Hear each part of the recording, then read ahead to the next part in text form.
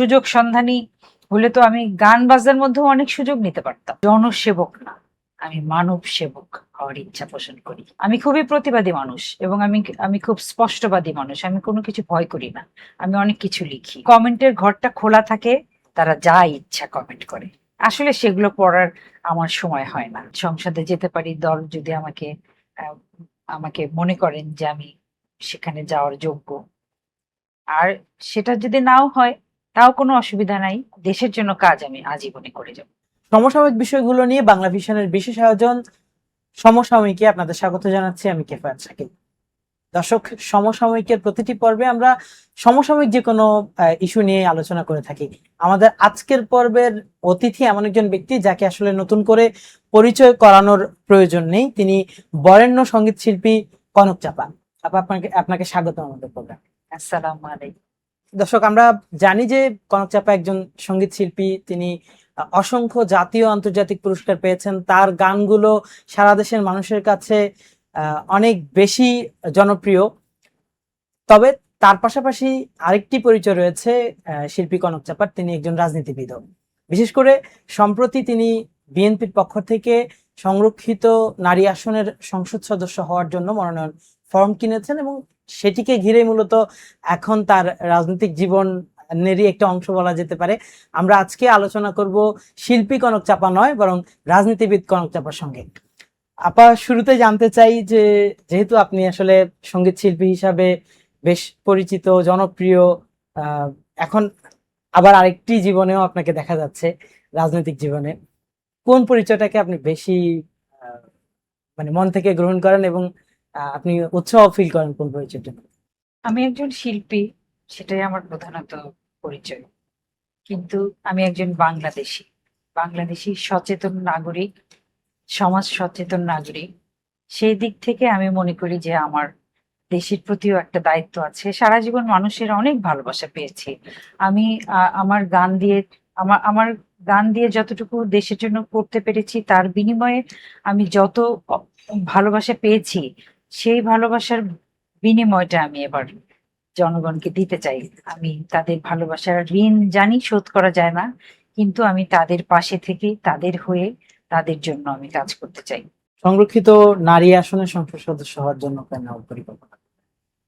প্রথমত আমি বলতে চাই যে আমি আহ, বাংলাদেশ জাতীয়তাবাদী দলে আমি 13 সালে জয়েন করেছি। আমাদের অবিসংবাদিত নেতা, আমাদের বেগম খালেদা জিয়া, ওনার সামনে আমি আহ, যোগদান করেছি। তারপর থেকে আমার এই যাত্রা শুরু এবং আমি 18 সালের জাতীয় নির্বাচনে অংশগ্রহণ করেছি। সেখানে আমার আমার প্রতিপক্ষ ছিলেন আহ, মানে দুধে রাজনীতিবিদ, অনেক বড় রাজনীতিবিদ, আমাদের নাসিম সাহেব। ওনার সাথে মানে ওনার সাথে প্রতিদ্বন্দ্বিতা করার, ওটা বলা যায় দুঃসাহস, দুঃসাহস আমি করেছি। মানে প্রথমেই একটা কঠিন পরীক্ষার মধ্য দিয়ে আমার রাজনৈতিক জীবন শুরু হয়। এরপরে সত্যিকার অর্থে আমি মানে হয়তো কেউ জানে আবার কেউ জানে না যে সরাসরি রাজনীতিতে না থেকেও তার আগে একদম জীবনের প্রথম থেকেই আমার পেশাদার আহ, সঙ্গীত শিল্পীর জীবনে আমি সব সময় মানুষের পাশে থেকেছি। আমি ছাত্রছাত্রীদের পাশে থেকেছি, আমি বৃদ্ধ মানুষের পাশে থেকেছি, আমি সুবিধাবঞ্চিত শিশুদের পাশে থেকেছি, আমি অসহায় মহিলাদের পাশে থেকেছি এবং এখনো পর্যন্ত আছি।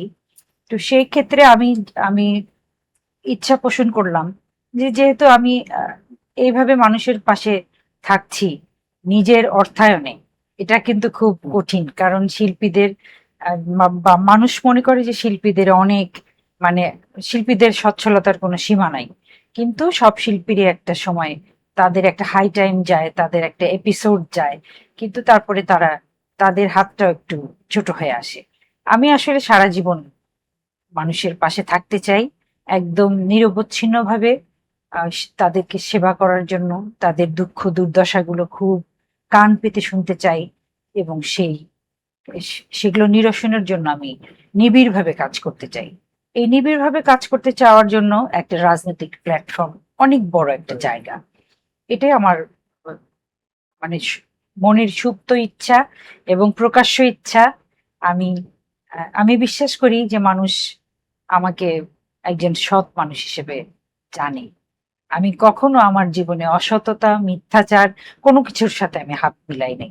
যদিও শিল্পীদের আসলে কোনো জায়গা নাই, মানে আপনারা নিশ্চয়ই জানেন যে শিল্পীরা কারোর কোনো চাকরি করে না, শিল্পীরা কোথাও ঘুষ খেতে পারে না, তাদের কোনো স্পিড মানি আসে না, আর তারা কোনো দুর্নীতি করতে পারে না। শিল্পীরা তো সবসময় শিল্পিত কাজের সাথেই জড়িত থাকে।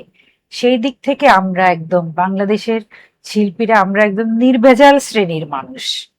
আমি সেই নিষ্ঠা এবং সততার সাথে মানুষের জন্য জনসেবক না, আমি মানব সেবক হওয়ার ইচ্ছা পোষণ করি।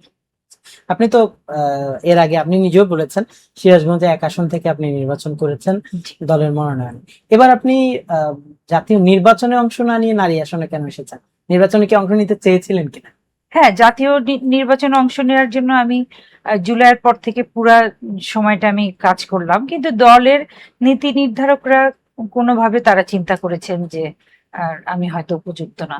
আমি তাদের তাদের যে চিন্তাধারা, তাদের মতামত, তাদের সমস্ত কিছুর উপর আমার আস্থা আছে, এ নিয়ে আমার কোনো আক্ষেপ নাই। তো সে তারপরে যেহেতু নারীদের জন্য আসন সংরক্ষিত আছে, আমি সেখানে ফর্ম কিনলাম এবং ফিল আপ করে জমা দিলাম। আশাবাদী কতটুকু? আশা যখন করি, কেউ যখন কোনো আশা করে, কোনো পার্সেন্টেজ থাকে না সেখানে। আশা তো আকাশ সমান।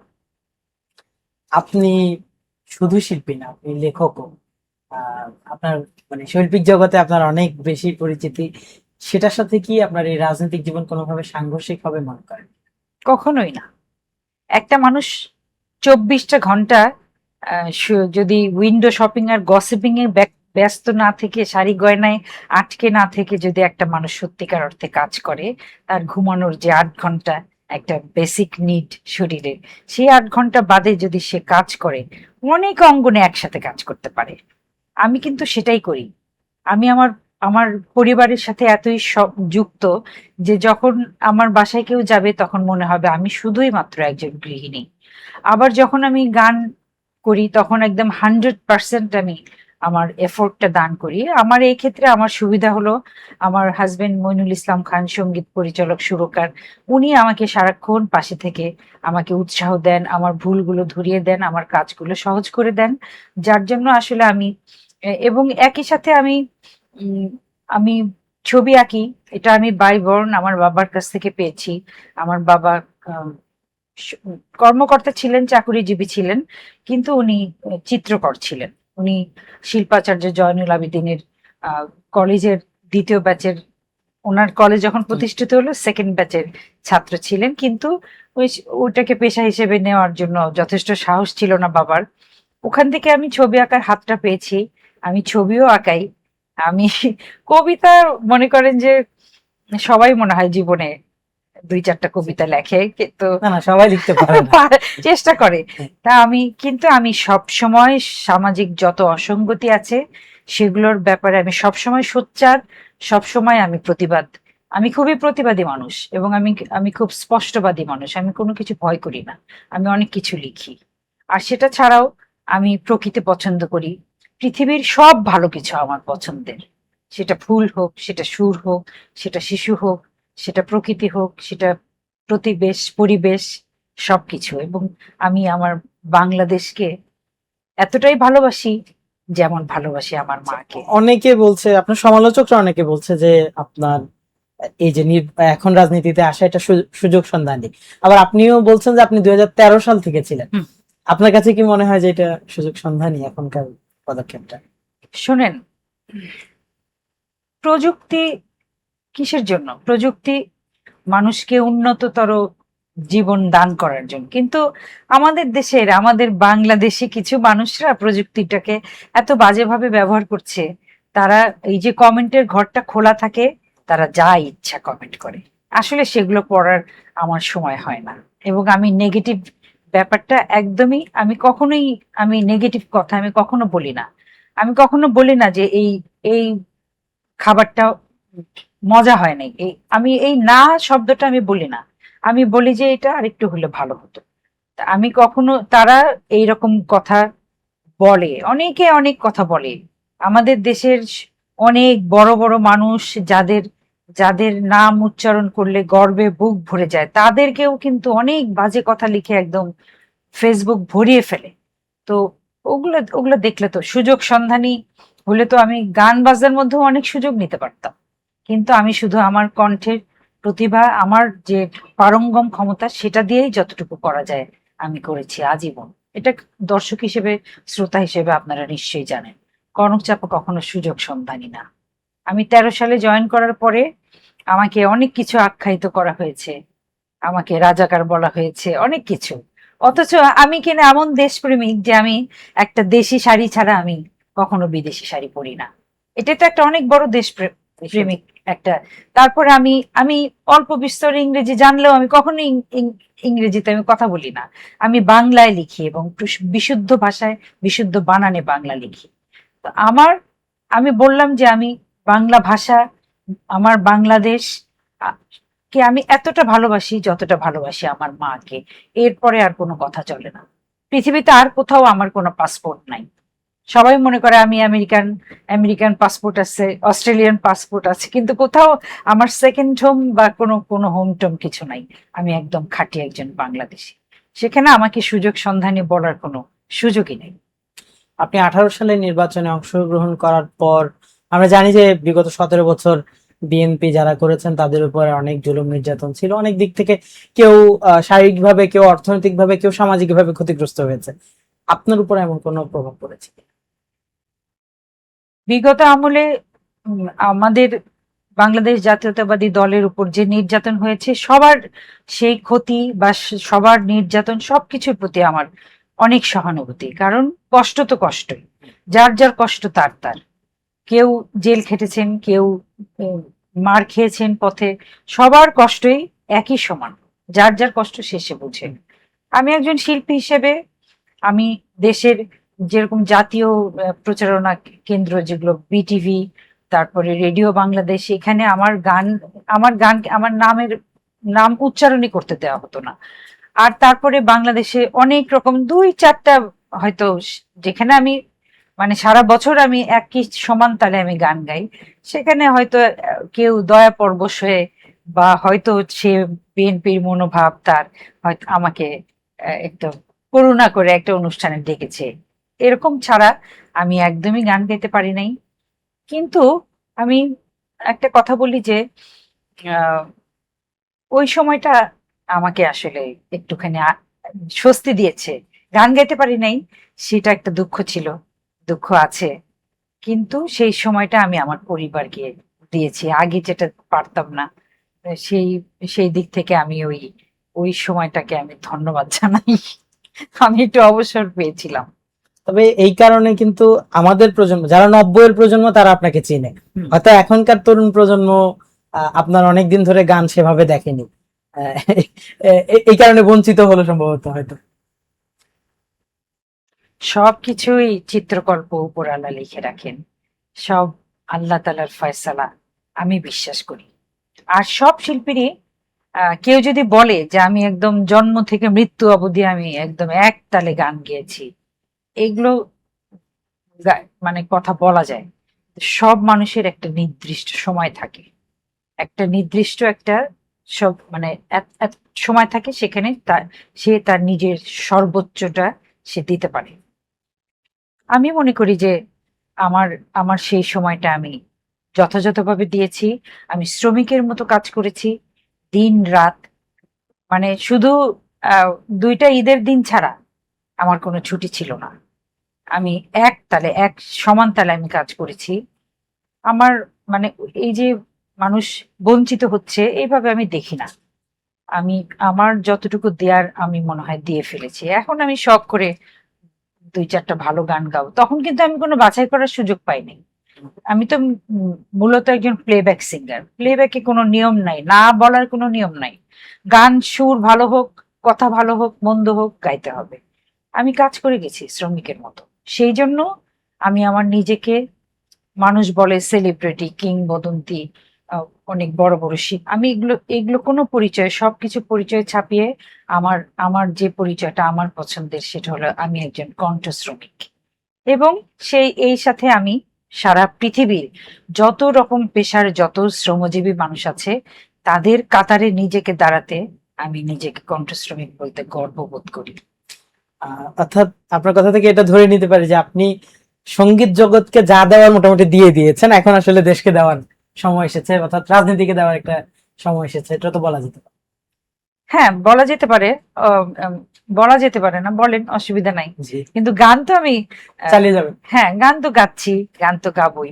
সংসদে গেলেও সংসদে গান গাবো না, সংসদ গান গাওয়ার জায়গা না। এটা এটা মহান অবশ্য সংসদ। এটা অবশ্য আমার বলার কথা ছিল যে হ্যাঁ। মানে টিআইবির একটা গবেষণা আছে যে সংসদের প্রতি মিনিটের মূল্য প্রায় 3 লাখ টাকা। তো সেই হিসেবে আমাদের বিগত সংসদে আমরা জানি গান বাধ্য হয়েছে, এটা নিয়ে অনেক সমালোচনা আছে। আপনি কি মনে করেন আসলে এটা সঠিক কি? আমার গানটা আমার কাছে অনেক মূল্যবান, আমি যেখানে সেখানে গলা খুলি না। মানে অনেকে ইন্টারভিউ নিতে গেলে বলে যে আপা 2 লাইন একটু গান তো, আমি কিন্তু এরকম গাই না। আমার গান, আমি পেশাদার শিল্পী, এখানে পেশাদার নট কমার্শিয়াল, প্রফেশনাল। আমার প্রফেশনটাকে আমি খুবই সম্মান করি, আমি যেখানে সেখানে গান গাই না। আর সংসদ হলো একটা মহান জায়গা যেখান থেকে দেশ পরিচালনার নীতি নির্ধারকদের সমস্ত কাজকর্ম চলে। সেখানে গান কেন কেন করব আমি? আমরা গান গাই দেখে কি আমাদের কোনো আক্কেল নাই যে আমরা যেখানে সেখানে গান শুরু করে দিব? এটা তো কমন সেন্স, এটা কখনোই করব না, ইনশাল্লাহ। শিল্পীরা রাজনীতিতে এলে বা সংসদে গেলে কিভাবে ইতিবাচক পরিবর্তন আনতে পারে আপনার ধারণা থেকে? মানে এখানে একজন একজন কনক চাপা একটা বিষয়, একটা হচ্ছে শিল্পীরাও যদি যায় বা সংস্কৃতি জগতের লোকজন যদি যেতে পারে, তারা কিভাবে প্রভাব? একজন শিল্পী যখন সমাজের জন্য কাজ করে তখন তো আপনাদের এই প্রশ্ন থাকে না। একজন শিল্পী যখন মানে শিশুদের জন্য কাজ করে, ছাত্রদের জন্য, ছাত্রছাত্রীদের জন্য কাজ করে, তারা যখন সমাজের অনেক রকম অসঙ্গতি, অনেক রকম বৈষম্যর জন্য তারা প্রতিবাদ করে। দেখেন দেশে যখন বন্যা হয় তখন কিন্তু মানে গান করে ও পয়সা তুলে তারপরে সেটা ত্রাণ দেয়া হয়। আমাদের মুক্তিযোদ্ধারা, আমাদের কণ্ঠযোদ্ধারা, তারা কি করেছেন? তারা কিন্তু বন্দুক ধরেন নাই, তারা সারা দেশ ঘুরে ঘুরে অনেক কষ্ট, অনেক আত্মত্যাগের মানে তাদের প্রাণ হাতে নিয়ে তারা ঘুরে ঘুরে, এটা তো একটা উপমা, এত সুন্দর একটা উপমা থাকতে কেন আমরা শিল্পীদের শুধু একটা গণ্ডিতে আমরা আটকে রাখবো? যে শিল্পীরা সময়ে তাদের প্রয়োজনে, তাদের পেশার প্রয়োজনে, দেশের মানুষের সেবার প্রয়োজনে তারা গান করে, কিন্তু তাই বলে তারা আর কোনো কাজ করতে পারবে না, দেশের জন্য সেবা করতে পারবে না, এরকম কোনো আইন কোথাও প্রণয়ন হয় নাই তো।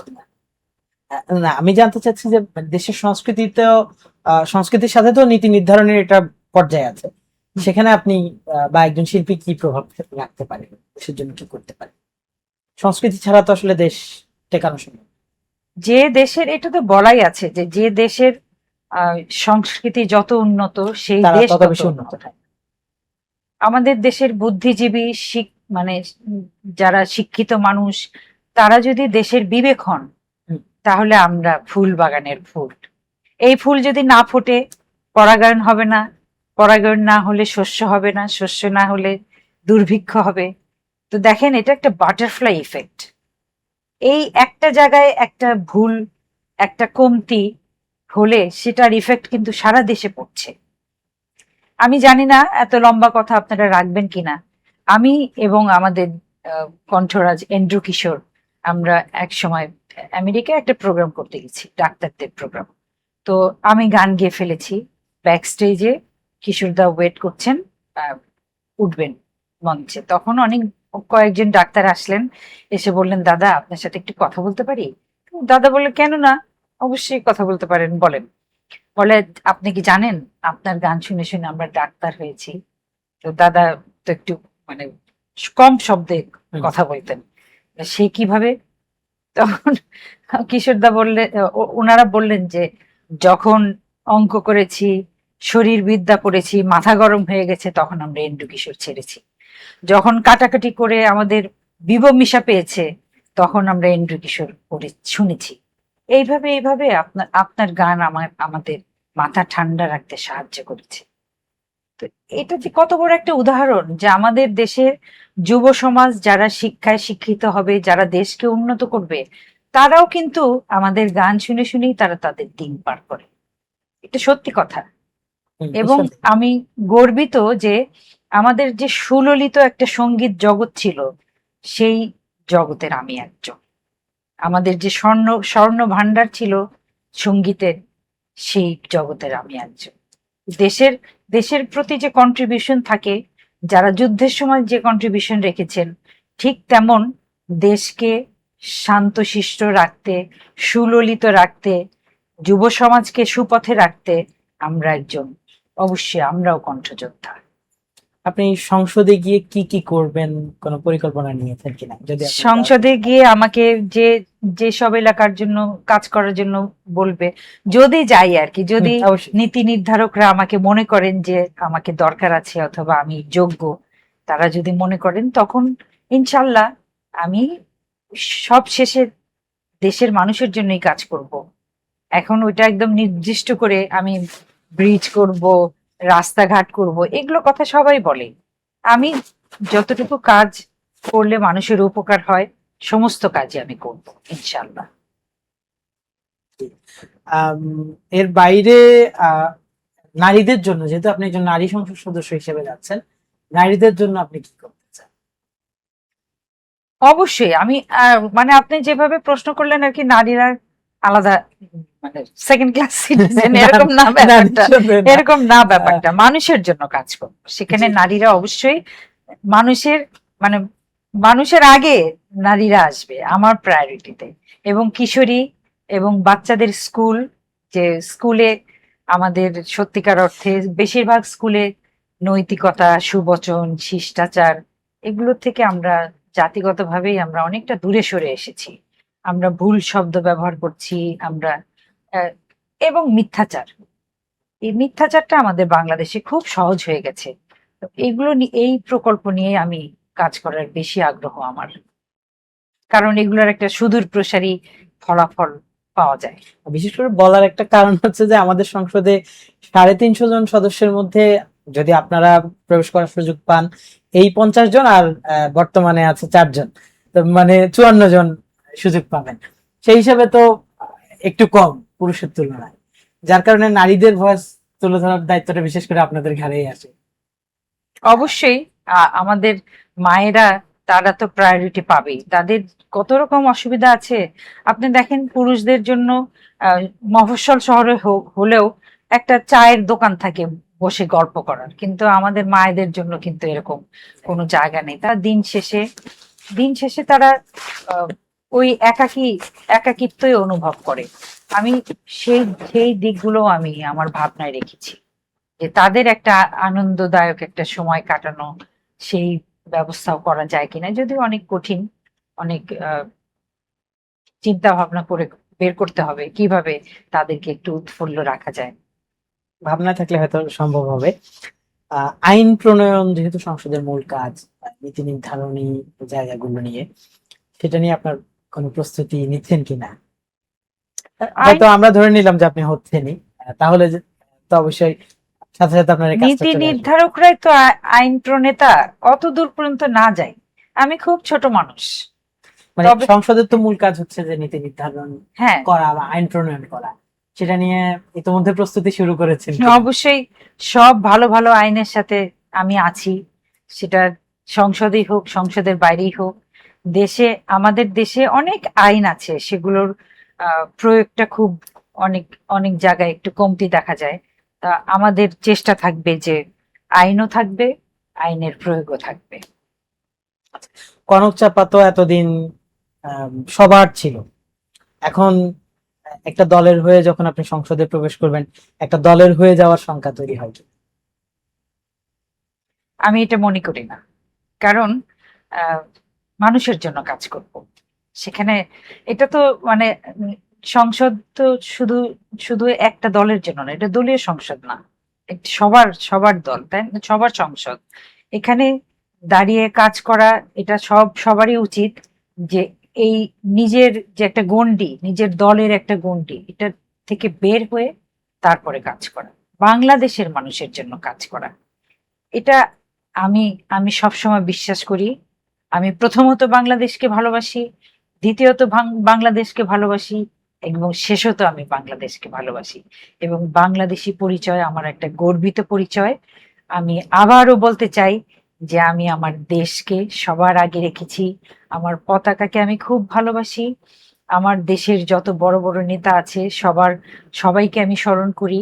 এখানে আলাদা করে দলীয় এইভাবে না, তো সংসদটা তো আসলে সবার জন্য। না, সংসদ থেকে ইতিপূর্বেও আমাদের শিল্পী বলি, খেলোয়াড় বলি, তারা সংসদে গিয়েছেন। পরবর্তীতে আসলে তাদের অনেক ক্ষেত্রে একটা দলের হয়ে গেছেন। এই কারণে আর কি এই প্রশ্নটা আসে স্বাভাবিকভাবে। শুনেন, দলের প্রতি আনুগত্য থাকতেই হবে, এখানে কোনো ভুল নাই, কিন্তু মানুষ হিসেবে কারো দাসত্ব করা যাবে না। এটা এটা তো এটাই খুব সাধারণ কথা। দলের প্রতি 100% আনুগত্য আমার আছে, কিন্তু আমি প্রথমত একজন বাংলাদেশী। দল যদি অন্যায় করে সমালোচনা করবেন?